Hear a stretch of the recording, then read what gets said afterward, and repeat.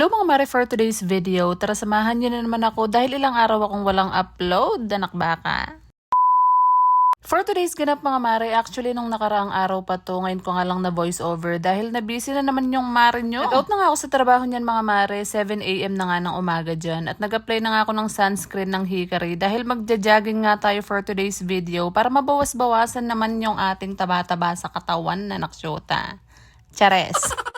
Ito nga ako pumunta mga mare sa katabing ng subdivision ng Severa. Actually sila rin yata yung may-ari nito. Kaso nga lang wala pang masyadong tao, wala pa masyadong bahay, ganun. Tapos alam niyo mga mare, yung mga lote nga dito nakikita ko mga 100 square meter nga pataas yung mga binebenta nila. Diyos ko, wala mang lang townhouse na mga 45 to 50 square meter. Meron nga ako nakitang model house dito mga mare na sobrang laki. No ko, nasa 100 square meter din yata yun up and down. Pero nasa 8.5 million yata yung presyo. Anak shoot na. Kaya naman bago ako mahimatay sa presyo ng bahay mga mare, after ko maka 5,000 steps, ay nuko, umuwi na ako dahil may mga hindi pa ako natatapos na trabaho. Alam nyo, pangarap ko rin naman magkaroon ng super laking bahay mga mare, yung mga 2 or 3 kwarto, ganun, yung 4 na kwarto, tapos may garahe. Pero sa ngayon mga mare, pangarap na lang muna tayo. Actually mga mare, kung bubuo ka nga ng isang pamilya or kung gusto mo nga bumukod, dahil marami naman talaga sa atin yung gustong bumukod dahil sobrang hirap nga makisama. Pwede na nga sa inyo yung mga ganitong townhouse mga mare. Marami nga rin nagtatanong sa akin kung magkano nga raw yung monthly na hinuhulugan namin dito at ilang years nga raw. Ganun. Di nga madali yung pagbubukod mga mare dahil 5 years din kami nag-rent ng bahay na mga nasa 3,000 yata a month yun. Pero nung kinuwenta namin, Diyos ko, nasa 100,000 plus sa loob ng 5 years. Tapos kakahulog mo mga mare, syempre nagtataas yan after 2 years namin nagre-rent. Tumaas siya ng 3,500. Kaya naisipan nga namin kumuha na lang ng bahay dito sa Severa. Sa mga nagtatanong naman kung magkano nga yung monthly namin dito mga mare, nasa 11,800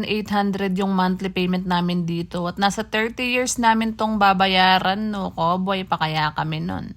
Chares. Ang pinagsisihan ko nga mga mare ay kung bakit hindi pa ako kumuha dati nung medyo mura-mura pa ngayong monthly. Pero ngayon sobrang mahal na talaga. Lipat nga kami dito mga mare nung October 2024. Pero alam nyo ba kung magkano pa noon? 11,800. Pero ngayon, Diyos ko, nasa 15,000 na monthly. No ko. Kaya kung nagre-rent pa nga kayo ngayon mga mare, siguro ito na yung sign para kumuha na rin kayo ng sarili nyong bahay or rent to own through Pag-ibig mga mare. Dahil nagmamahal talaga siya every year. Sobrang sarap lang din kasi sa feeling mga mare ng nakabukod ka dahil wala ngang makikialam sa mga desisyon nyo sa buhay. Kahit nga gumising ka ng tanghali, hindi ka muna magugas ng plato, late ka na magluto, ganun, walang makikialam dahil kayo-kayo lang ng asawa nyo, mga anak nyo sa bahay, ganun. So yun na, hanggang dito lang muna ang aking chika for today's video mga mare. Sa mga hindi pa nga nakafollow, i-follow nyo na ang aking page para nga, Diyos ko, maging updated kayo sa buhay-buhay ko. Salamat sa panonood.